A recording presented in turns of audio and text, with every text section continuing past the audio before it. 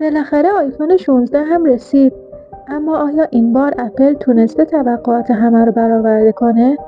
امروز با هم قراره ببینیم آیفون 16 چقدر به شعار انقلابی دوباره نزدیک شده. قبل از شروع بررسی، اگه به تکنولوژی و جدیدترین گجت ها علاقه دارید، دکمه سابسکرایب رو بزنید و تا انتهای این ویدیو همراه ما باشید.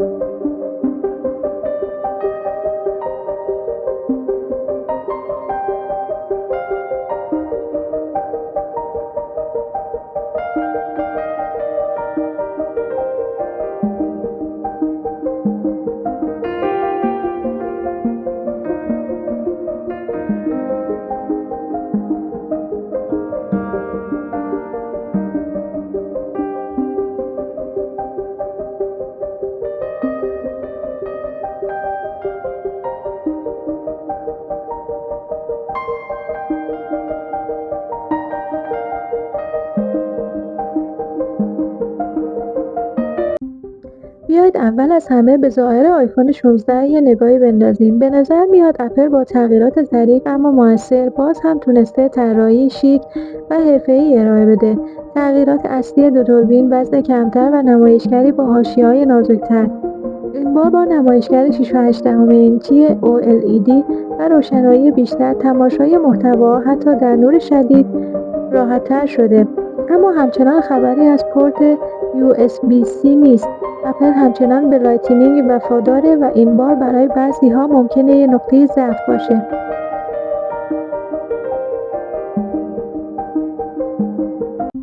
حالا نوبت به عملکرد میرسه. آیفون 16 با چیپست جدید A18 بایونیک اومده که قدرت پردازشی فوق‌العاده‌ای رو ارائه میده. برای گیمرها تجربه بی‌نظیر و بدون لگ رو شاهد هستیم. اپلیکیشن‌ها سریع باز میشن و چند وظیفگی حتی در سنگین‌ترین برنامه‌ها به راحتی انجام میشه. از نظر حافظه گزینه‌های 128، 256 و 512 گیگابایتی در دسترسه. با این حال هنوز هم خبری از گزینه‌های حافظه خارجی نیست و اگر اهل ذخیره‌سازی فایل‌های بزرگ هستین، باید هزینه بیشتری رو بپردازید.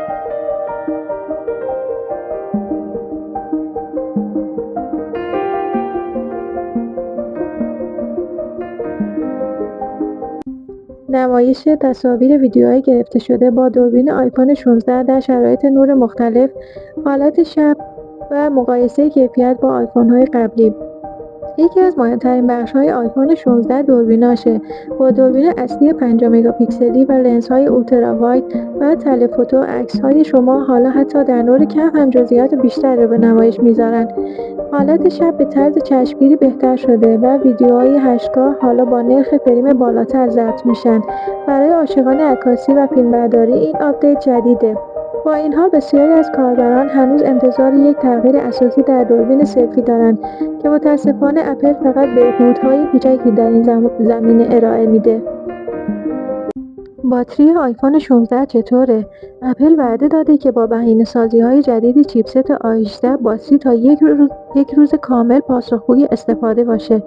تست عمر باتری در استفاده‌های مختلف بازی، تماشای ویدیو، مرور وب واقعا نسبت به آیفون 15 بهبودی قابل توجهی رو در عمر باتری می‌بینیم. شما با شارژ سریع 30 واتی میتونید گوشی رو در کمتر از یک ساعت کامل شارژ کنید. اما همچنان اپل شارژر رو داخل جعبه قرار نداده و باید به صورت جداگانه خریداری بشه.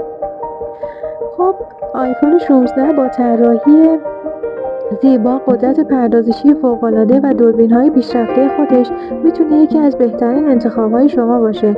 اما اگر به دنبال تغییرات انقلابی هستید، شاید منتظر مدل‌های آینده اپل بمونید. شما چی فکر می‌کنید؟ آیا آیفون ارزش خرید داره؟ نظرتون رو توی کامنت‌ها بنویسید و برای دیدن بررسی‌های بیشتر کانال رو سابسکرایب کنید.